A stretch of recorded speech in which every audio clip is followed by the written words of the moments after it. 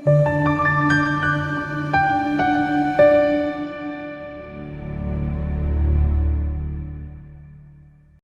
ukukhuluma nawe kuyitshali igama kuPastor ngitshalele new flick sibonga nje ithuba elinqatsivele ukukhuluma nawe ngokukhethekile kwi-channel. Siyabonga nanokuthi ke uyayihlupha sibokhuluma nabantu abayihluphayo kakhulu abelandela i-channel balandela ke wonke ama videos suke siwenzile bawabheke bancane kakhulu abakwenzayo lokho kodwa siyabonga.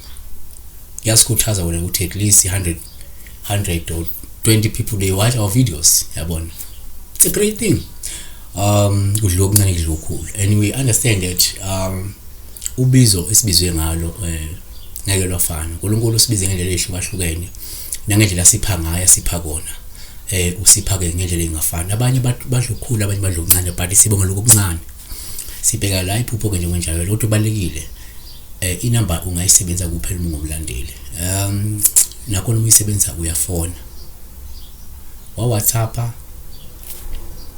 angisingeni sibheka la idouble olga Myrin I don't know is it Myrin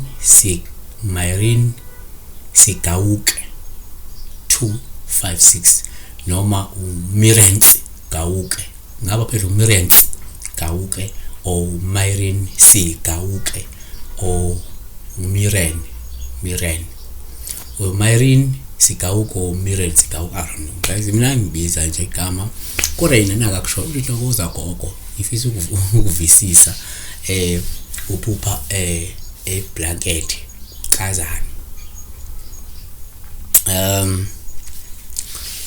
nake singakusho ingubo abanye ingubo ethatha njenge echaza isifo kwabanye ingubo isho izinto ezinhle kwabanye ingubo istil sengasumshado uyabona. Kuningi ngakusho ingubo ngaba abanye bayithatha njengento eshisifo abanye umshado abanye izinto ezinhle ezithile imfudumalo njalo but ake asi break it down kanjena ukuthi singathi uzizozwakala kahle mhlawumbe noma kangcono. Number 1, uma kungenzeka uphupha ingubo yokulala sikungakuthatha njengophawu oluhle uma iyintsha lungasho ukuphepha nokuvikeleka uthando nemfudumalo ozoyithola noma uyitholayo empilweni. 2, uma uphupha ingubo yokulala kungabuye kube uphawu olubi kwesinye isikhathi noma iyintsha olungasho nje isifo esike sizokwehla esikhathini esizayo eseduze ngabona. 3, uma uphupha ingubo yokulala kungaba uphawu olubi uma inkulu lungasho isifo esuke singase sehle futhi sehlele mhlawumbe umuntu omaziyo nosondelene naye kungekudala. 4,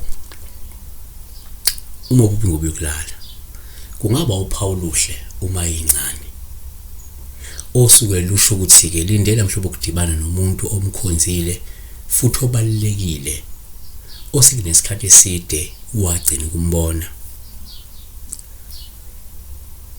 Kwabanye futhi iyayichaze isikhathi esihle sizofika kubona kwabanye ngisho ivile umshado noma uthanda ingubo encane. 5, uma futhi ingubo yokulala kuyaba uphawu olubi uma uyembesile olusho ukuthi ke kungenzeka ubanjwe ukugula maduzane noma njengamanje umuntu obanjwe ukugula noma ke yinkinga ezithile osukudinga kuzo yini mhlawumbe isixazululo. 6, futhi uma uphupha ingubo yokulala kuyaba uphawu olubi uma empeleni uma uyimbesile kuyaba uphawu oluhle kwesinye isikhathi osuke lusho ukuthi nje obumbesele ingubo luchaza ukuthi kungenzeka lukhomba into eyinduduzo into eyinjabulo noma into eyimfudumalo yabona usuke uzoyithola empilweni nokuthi kungenzeka uthole into ewumshado kungenzeka uthole umshado yabo. 7, uma uphupha futhi ingubo yokulala kungaba uphawu olubi uma omunye eyimbesile noma ke embese ngengubo yokulala. Kungenza lokhu kungasho ukuthi kungenzeka mhlawumbe uzokuzwa noma uzothola izindaba ezimbi ngalowa muntu, noma ke kukhona okubi osukuzokuzwa okuthinta lowa muntu, noma ke lo muntu ubanje ukugula noma ngasho banje ukugula. 8, uma ubopha futhi ingubo yokulala kuba uphawu olubi uma igugile noma idabukile.